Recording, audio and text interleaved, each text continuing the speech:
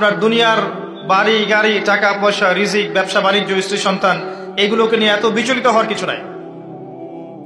আপনার আমার তাকদিরে যা লেখা হয়েছে এর একটা দানা আপনি বেশি খেয়ে পৃথিবী থেকে যাবেন না।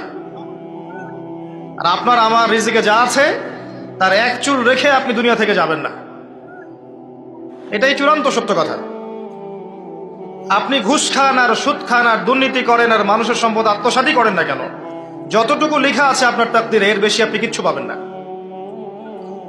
আর আপনি হালালে থাকার জন্য যতই কষ্ট করেন, হালালে আছেন, সবজি বিক্রি করে খাচ্ছেন, আপনি ছোটখাটো ব্যবসা করছেন, মানুষ আপনাকে দাম দেয় না, আন্ডার এস্টিমেট করে, গরিব বলে, ফকির মিসকিন বলে, কিন্তু আপনার তাকদিরে যা আছে আপনি সেটাই পাবেন, এর বেশি আপনি কিচ্ছু পাবেন।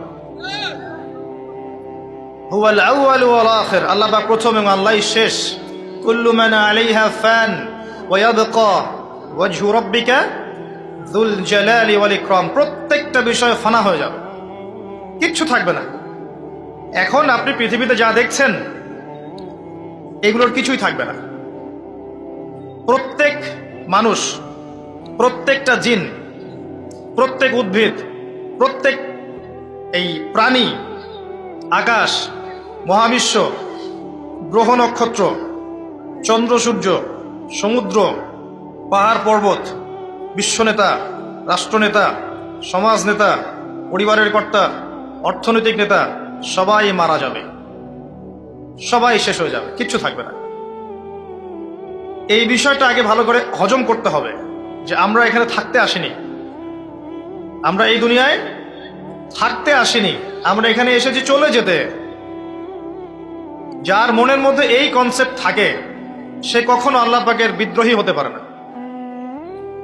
সে কখনো আল্লাহ দ্রোহিতা করতে পারে না, কুফরি করতে পারে না, শিরক করতে পারে না, আল্লাহর অবাধ্য হতে পারে না। যার মনের মধ্যে এই চিন্তা বদ্ধমূল যে আমি এখানে থাকতে আসিনি, আমি এখানে মুসাফিরের মতো এসেছি, গাছের ছায়া বিশ্রাম নিচ্ছি, বিশ্রাম নিয়ে শেষ হবে চলে যাব। যারাই আল্লাহ দ্রোহিতায় লিপ্ত হচ্ছে, শিরিক করছে, বেদাত করছে, হারাম খাচ্ছে, ঘুষ খাচ্ছে, সুদ খাচ্ছে, জেনা করছে, আল্লাহ দ্রোহিতা করছে, আল্লাহর বিধানকে অস্বীকার করছে, তারা ইনডাইরেক্টলি ধরে নিয়েছে যে তারা মনে হয় পৃথিবীতে চিরকাল থাকবে। কারণ যদি কিয়ামতের মাঝের কথা তাদের স্মরণ থাকতো তারা কখনো এই কাজগুলো করতে পারতো না, পারতো? এবার আসেন, আল্লাহ পাক কলম সৃষ্টি করে তাকদীর লিখেছেন, অতএব তাকদীর নিয়ে প্রিয় ভাইয়েরা বিচলিত হবেন না।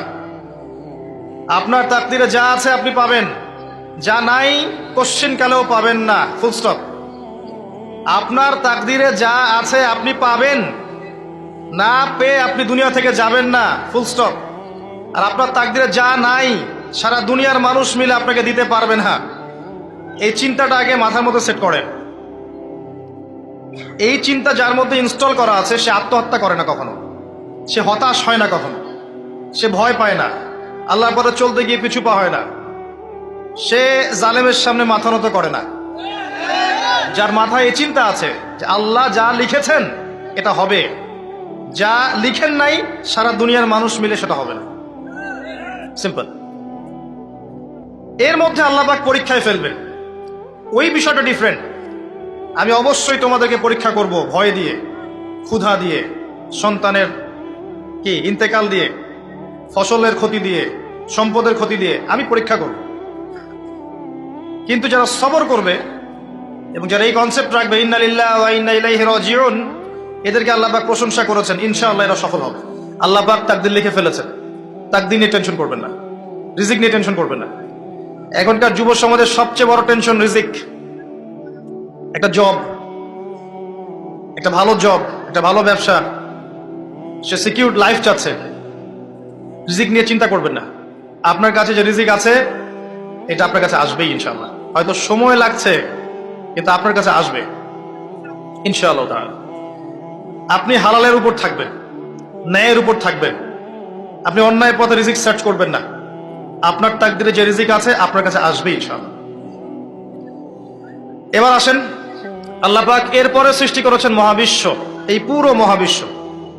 তাকদির লিখার পরে মহাবিশ্ব কয় দিনে? ফি সিত্তাতি আইয়াম, 6 দিনে।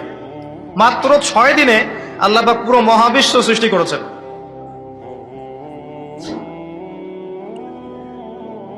হুয়াল্লাযী খালাকাস সামাওয়াতি ওয়াল আরদা ফি সিত্তাতি আইয়াম সুম্মা ইস্তাওয়া আলাল আরশ। সূরা হাদীদের মধ্যে একটা আছে, তিনি সেই আল্লাহ যিনি এই মহাবিশ্ব সৃষ্টি করেছেন 6 দিনে, এরপরে আরশের উপর সমাসীন হয়েছেন।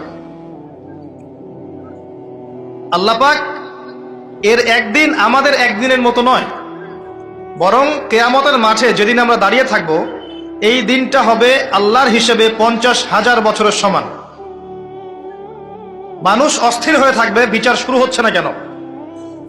অপেক্ষা করা কাজটা খুব যন্ত্রণাদায়ক, তাই না? কারো জন্য অপেক্ষা করে আছেন, 1 ঘন্টা পর আসবে, এলো না, আপনি অস্থির হবেন। 2 ঘন্টা পর এলো না, 10 ঘন্টা পর এলো না, আপনি অস্থির হবেন, পাইচারি করবেন, বই পড়বেন, নাস্তা খাবেন, হাঁটাহাঁটি করবেন, আপনি ব্যাকুল হয়ে যাবেন। অপেক্ষা করা একটা ডিফিকাল্ট কাজ। কিয়ামতের মাঠে মানুষ 50,000 বছর অপেক্ষা করবে, বিচার শুরু হচ্ছে না কি জন্যে।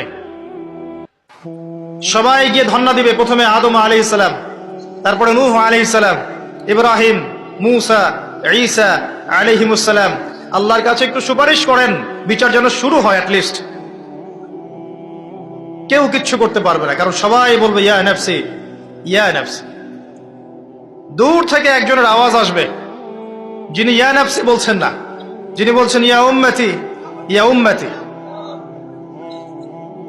সবাই তার কাছে যাবে এবং তিনি আমাদের নবী মুহাম্মদুর রাসূলুল্লাহ সাল্লাল্লাহু আলাইহি ওয়াসাল্লাম সিজদায় পড়ে যাবেন এবং তার উম্মার জন্য সুপারিশ করবেন।